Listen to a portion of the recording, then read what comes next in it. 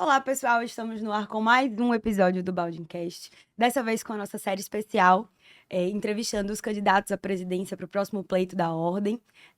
Hoje aqui com o Daniel, o atual presidente da Ordem, representando a Chapa 2.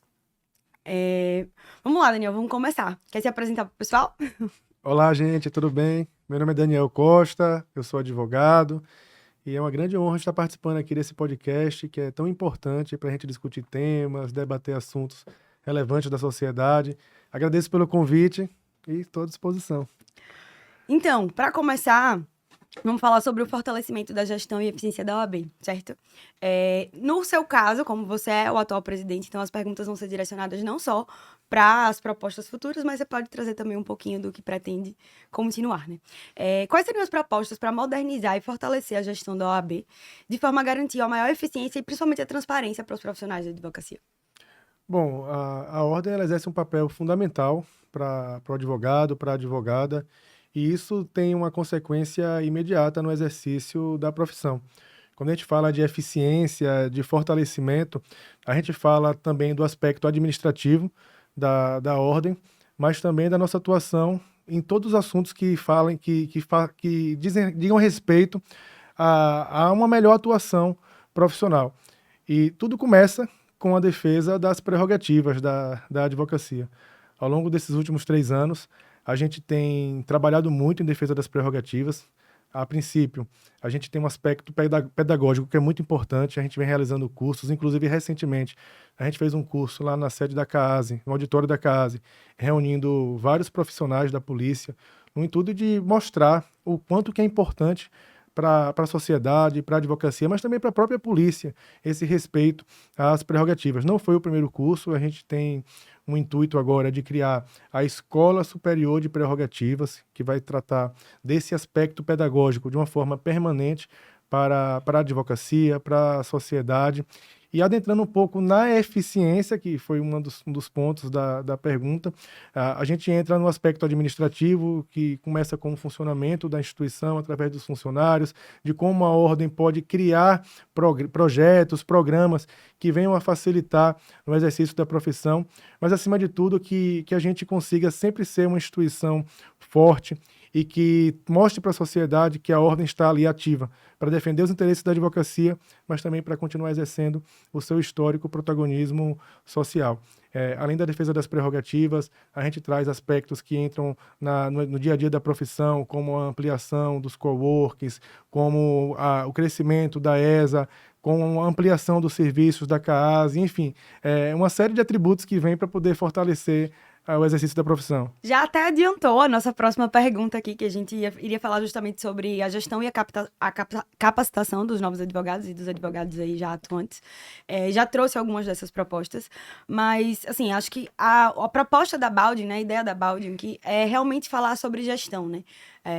A gente estava gravando um episódio um pouco antes, justamente sobre o quanto é deficiente para a advocacia em geral, quando você se forma ali, essa parte de gestão. Porque não é muito visto e falado na faculdade. Então, a ideia da Baldi é falar sobre gestão financeira, sobre... A gente já gravou aqui um episódio com o Daniel, não fui eu, mas tá aí. E é justamente sobre nessa outra seara, nesse aspecto. Então, gestão e capacitação têm se tornado assuntos essenciais no dia a dia dos advogados.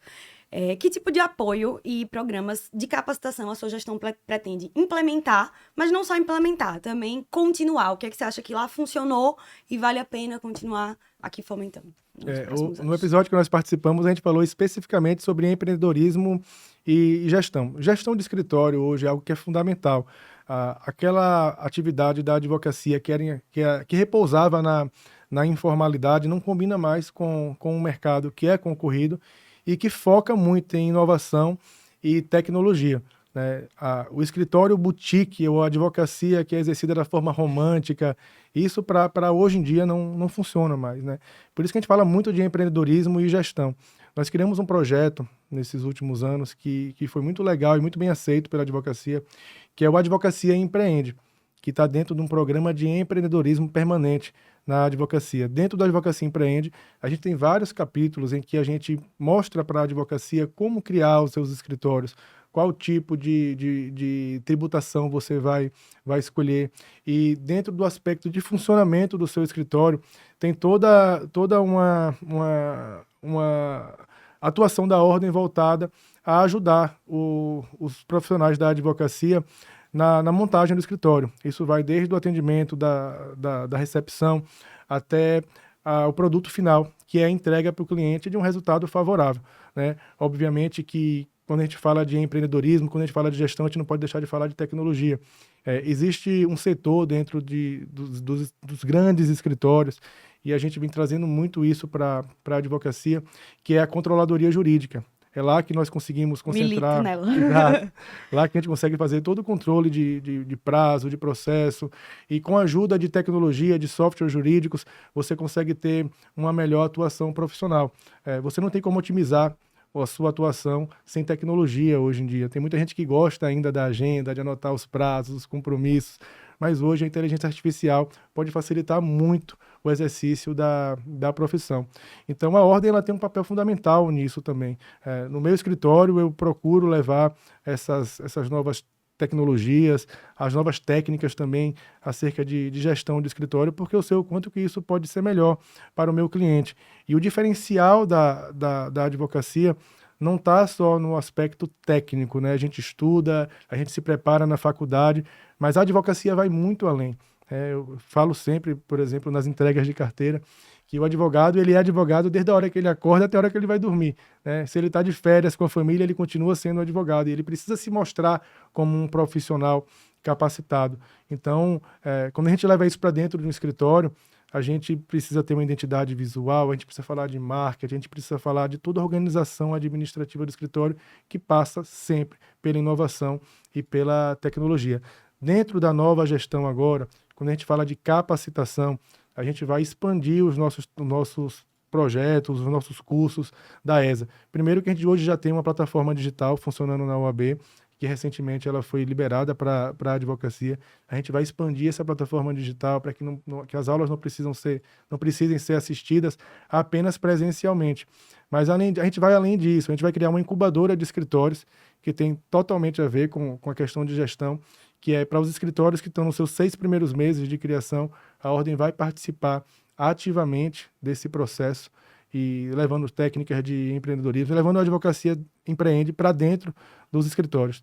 Também está no nosso cronograma de propostas a criação de um projeto de mentoria permanente para a jovem advocacia durante 12 meses. Hoje a gente tem a oficina de inicialização à advocacia, a gente tem também o Advocacia Empreende, ou seja, na prática.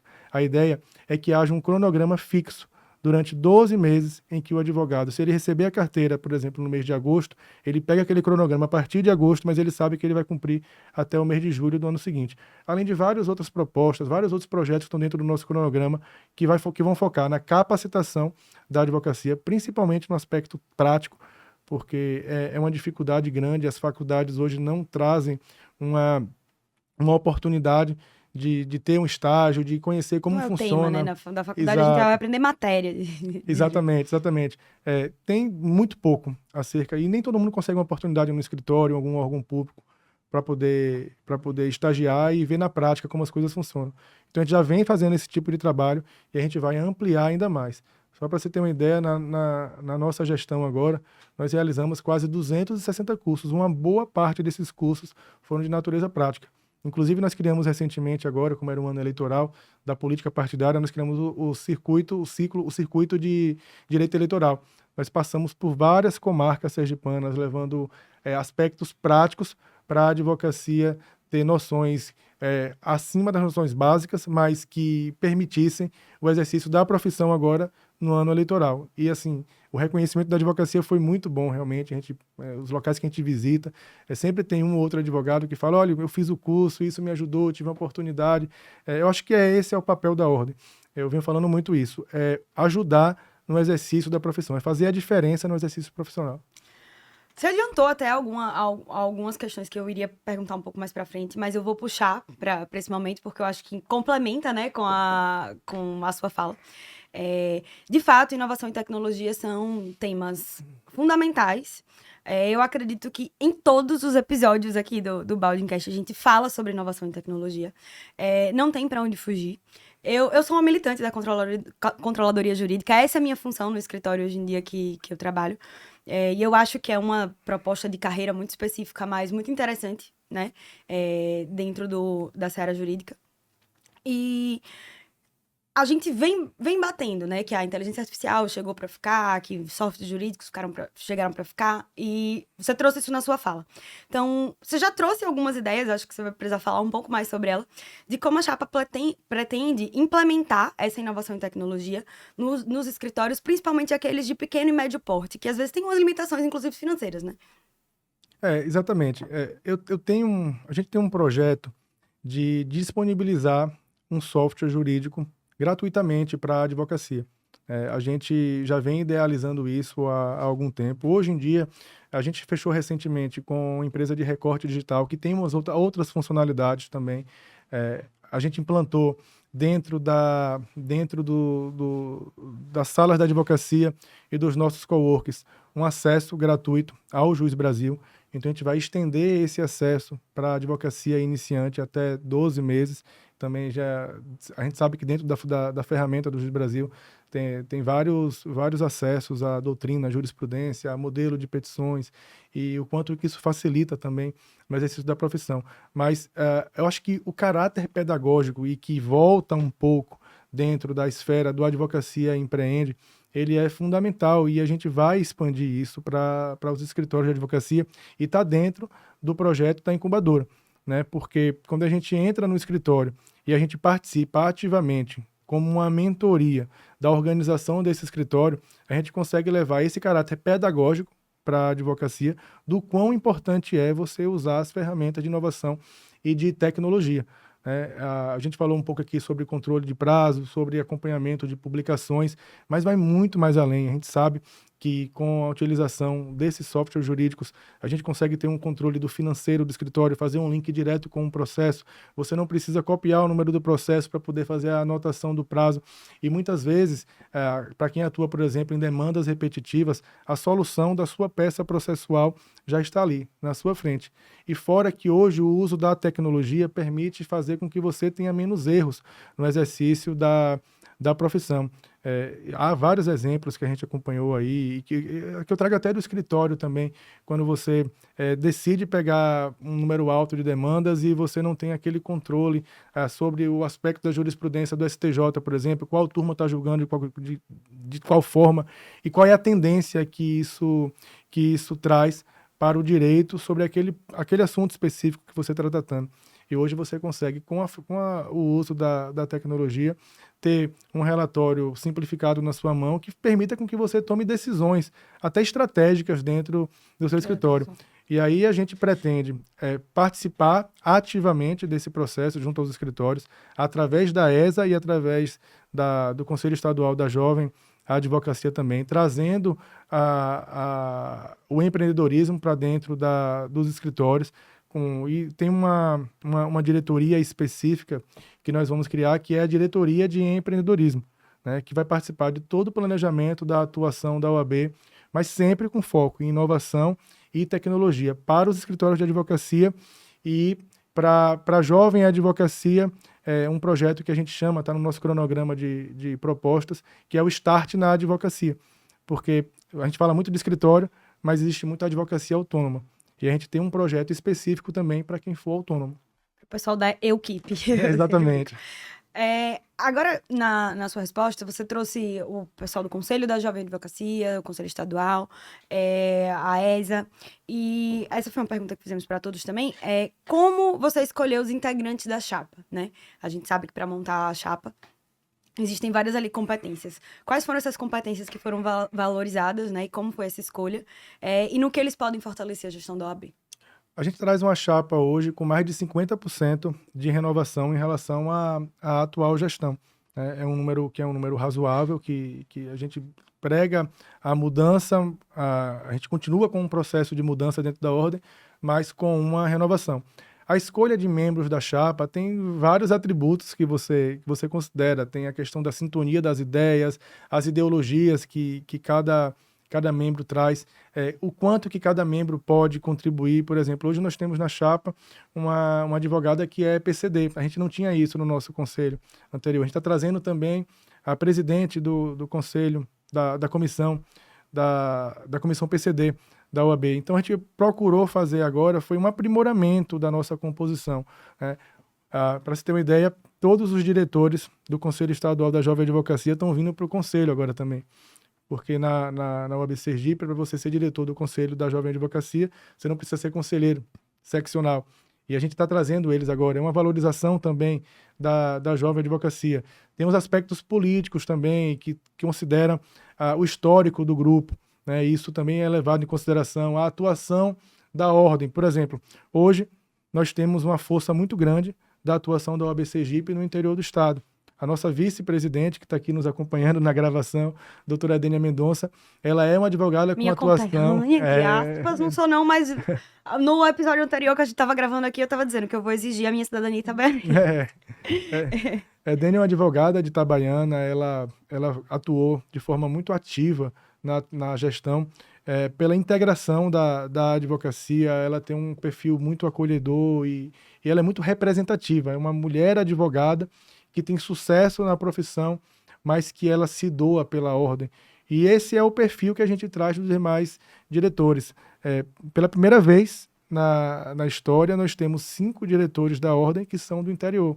Eu sou do Sertão, a nossa vice é de Itabaiana, a nossa secretária-geral, doutora Andréia, é do Sertão também, doutor Rafael, secretário adjunto, é de Estância, e doutor Ismar é de Lagarto, né? Então isso mostra o quanto que a gente valoriza a integração. Então essa composição, ela traz aspectos políticos, aspectos técnicos também, e traz a valorização de quem trabalhou ao longo desses 3 anos para poder participar do sucesso, desse reconhecimento que a advocacia tem demonstrado em relação ao OAB Sergipe nos últimos anos. Perfeito. E aí, partindo desse pressuposto, a valorização da advocacia é um tema, né, importante demais para a classe. E a gente sabe que com a quantidade de cursos de direito hoje em dia que a gente estava conversando aqui um pouco antes do episódio, justamente que hoje em dia no Brasil tem mais cursos de direito do que no resto do mundo, que a advocacia perdeu um pouco desse brilhantismo e do respeito que ela havia, né? Como a gestão pretende e propõe fortalecer a imagem e o respeito aos advogados no mercado e na sociedade em geral? Esse é um tema muito abrangente, né? Primeiro que existe um programa no Conselho Federal que é o selo OAB Recomenda. Ele é concedido para as faculdades que atendem determinados requisitos. Existe uma banca examinadora e uma vez por ano a gente faz essa entrega. E tem sido pauta recorrente no Conselho Federal esse cuidado com a qualidade do ensino jurídico. A gente vem discutindo muito isso, a OAB ela vem se manifestando de um jeito muito firme, contrário ao ensino à distância. Inclusive, recentemente, a ESA Nacional ela ganhou uma qualificação para poder fornecer para a advocacia pós-graduação, se tornou uma faculdade, foi reconhecido pelo MEC agora, mas é claro que, além do exame de ordem e além de todo o trabalho institucional que a gente vem fazendo, o fortalecimento da profissão ele tem uma relação direta com a qualidade do ensino jurídico. Então, partindo do pressuposto de que há uma competência aí que ela é relacionada ao Conselho Federal, no âmbito seccional aqui de Sergipe, nós temos as nossas comissões que atuam junto às universidades. A gente vem mantendo uma relação muito boa com o quadro de professores e isso é muito importante também. Então, é uma discussão permanente que a gente precisa ter, mas levando muito a sério isso, porque a qualidade do ensino jurídico e a qualidade também do exame de ordem, eles têm consequências diretas na qualidade do serviço que é prestado pela advocacia e que é oferecido para a sociedade em geral. Infelizmente, a gente se depara ainda com alguns colegas que ainda não apresentam uma qualidade na prestação do serviço, e aí já é um segundo momento, que entra na capacitação e que entra numa atuação proativa da OAB Sergipe para qualificar esses profissionais. Então, são 2 pontos diferentes. Primeiro, a preocupação com a qualidade do ensino jurídico e, no segundo momento, a preocupação com a qualificação desses profissionais que já estão no mercado de trabalho. Seria esse, então, o caminho que você enxerga para trazer esse respeito da sociedade em geral para com os advogados? Bom, o respeito da sociedade em geral com os advogados também é um tema muito mais abrangente, sim, porque quando uma instituição ela não se mostra forte, a advocacia ela não é respeitada. Aí você entra, por exemplo, na questão dos honorários advocatícios, que tem advogado que cobra um valor menor, tem advogado que segue a tabela de honorários, a qualidade do ensino, o trato do advogado com o cliente, o relacionamento da instituição com, o sistema do Poder Judiciário, o Ministério Público, a justiça como um todo. Então, são vários atributos que a gente considera para que isso tenha um resultado positivo. Perfeito, Daniel. Você já trouxe. A nossa conversa está interessante, que você está sempre adiantando a próxima pergunta. São duas perguntas agora, né? Quais seriam as medidas para implementar e apoiar e incentivar a participação dos jovens advogados na OAB, na ordem, né? A gente passa por muitos advogados que estão aí na advocacia e que não se interessam por integrar a ordem. Quais são as propostas para implementar e incentivar essa participação, principalmente da jovem advocacia? A palavra que define a pergunta é integração. A gente tem uma ordem hoje que ela se mostra acolhedora e que ela se mostra de portas abertas para a advocacia como um todo, não só para a jovem advocacia. Eu tenho certeza que de todas as gestões da ordem, a nossa foi a que mais trouxe o jovem para dentro da instituição. E aí, por exemplo, você pega a nossa Conferência Estadual da Jovem Advocacia, que a gente realizou agora recentemente em setembro. Ela foi totalmente preparada pela Jovem Advocacia. Todos os projetos que nós idealizamos, que nós executamos, foram realizados, foram feitos pela Jovem Advocacia. Então, hoje, nós temos um Conselho Estadual da Jovem Advocacia que é efetivamente atuante. Então, a gente considera e a gente entende que a força da juventude ela é essencial para a discussão das ideias e para a atuação da ordem, não só em projetos voltados para a jovem advocacia, mas para a advocacia como um todo. A gente precisa entender o que o jovem pensa para que a gente consiga estar mais presente e permitir que o jovem participe. Eu venho falando sempre que a nossa instituição ela é inclusiva de verdade porque ela sai do discurso e ela entra na prática. Não basta permitir que o jovem esteja sentado numa mesa participando de uma discussão. Não basta permitir que o jovem esteja lá ouvindo a discussão. Não basta permitir que o jovem fale. Ele tem que ser efetivamente ouvido. E as ideias têm que ser levadas em consideração. Então, dentro dos nossos conceitos gerais das nossas propostas, consta lá que é a atuação da jovem advocacia em reuniões, em grandes deliberações, em temas que tratem de assuntos de interesse da advocacia em geral, perante o Tribunal de Justiça, perante o Ministério Público, e que assim a gente consiga fazer com que a jovem efetivamente participe, como vem acontecendo na prática e como a gente vai fazer, vai continuar fazendo a partir de agora. Então, é claro que é um conceito que ele é subjetivo, mas tem muito mais a ver com a nossa atitude na prática. A jovem advocacia, hoje, ela se sente valorizada, ela se sente integrante e ela se sente acolhida dentro da ordem. E eu venho sempre pregando isso, que a advocacia que participa da instituição, ela está lá para acolher também. Não só os jovens, mas também toda a advocacia como um todo. Perfeito. Dentro da nossa conversa, né, a gente falou também sobre a questão dos honorários e da valorização da advocacia em geral. Como a gestão pretende trabalhar na proteção dos honorários advocatícios e principalmente quanto ao alvitamento de honorários que tem acontecido, principalmente em ações indenizatórias aqui no tribunal? Uma pergunta mais específica. Mais específica. Honorários, assim como prerrogativas, faz parte da base da advocacia. A gente sobrevive de honorários, essa é a nossa forma de sobrevivência e de pagar as contas de casa, né? Então, nós temos hoje lá na OAB uma comissão específica de combate ao alvitamento de honorários advocatícios.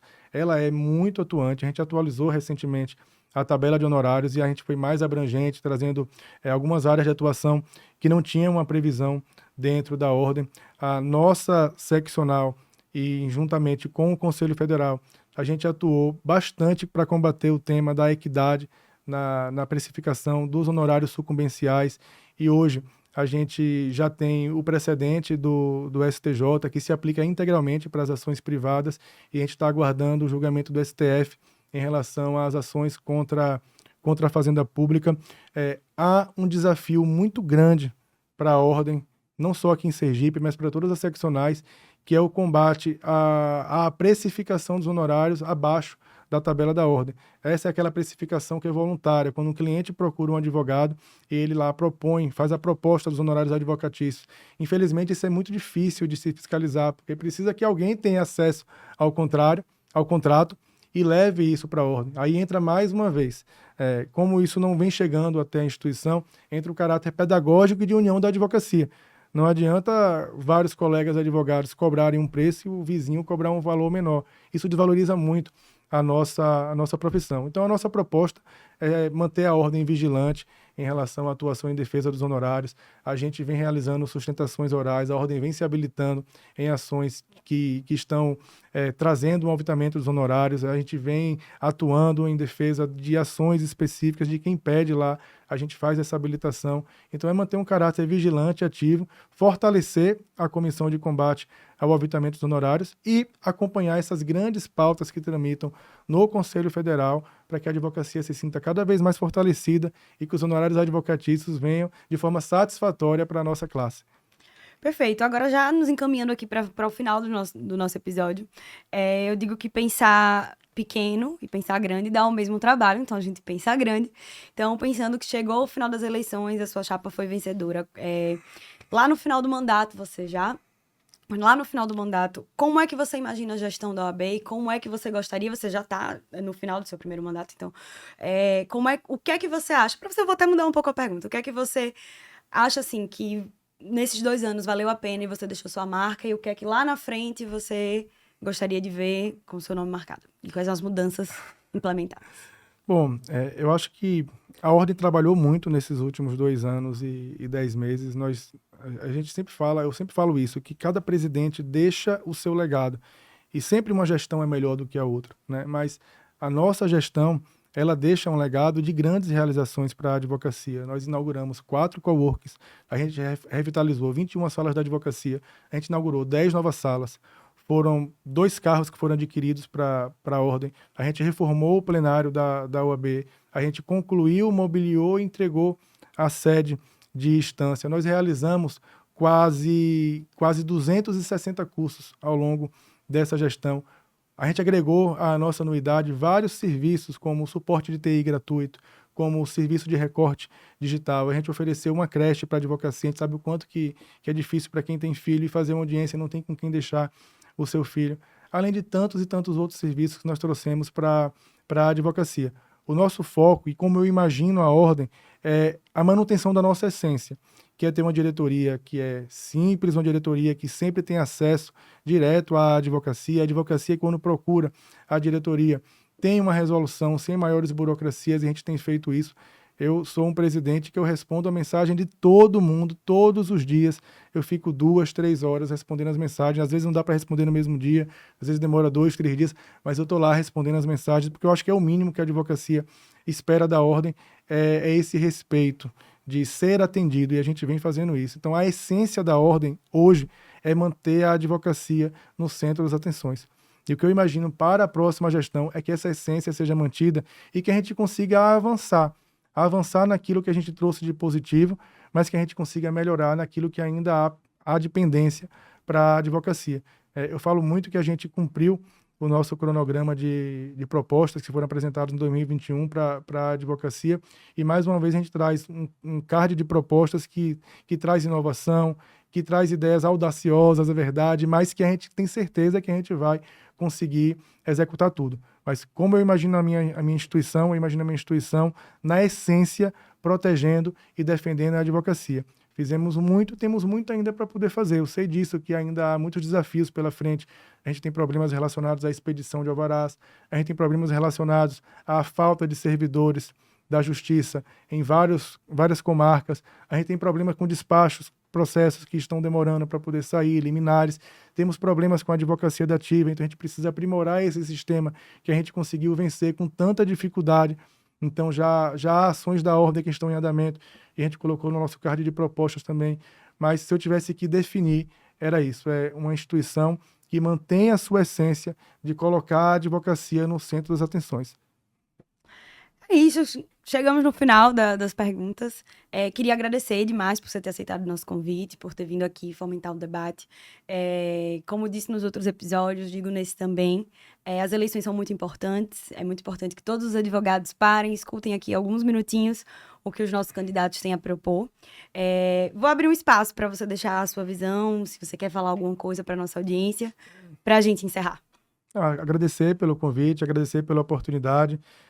Falar para a advocacia sergipana que nessa trajetória, eu estou muito tranquilo, né? Há 3 anos a gente falava muito em esperança, falava muito em fé, falava muito em sonhos, e hoje a gente mostra que valeu a pena mudar, valeu a pena apostar em uma gestão efetivamente inovadora. A gente deixa esse legado para a advocacia e hoje eu estou com o coração muito tranquilo, um sentimento de missão cumprida em relação a tudo que foi realizado, mas sei que se a primeira gestão foi boa, a gente tem condição de fazer uma segunda gestão muito, mas muito melhor. Não só com essa renovação que a gente está trazendo para o time, para a nossa chapa, mas porque a gente já tem hoje uma organização administrativa dentro da ordem que segue a essência daquilo que a diretoria prega como correto para a advocacia, para acolher a advocacia. A gente vem apresentando uma campanha totalmente propositiva. Todos os dias a gente só fala de proposta, projetos para a advocacia. O nosso compromisso é com o fortalecimento da advocacia.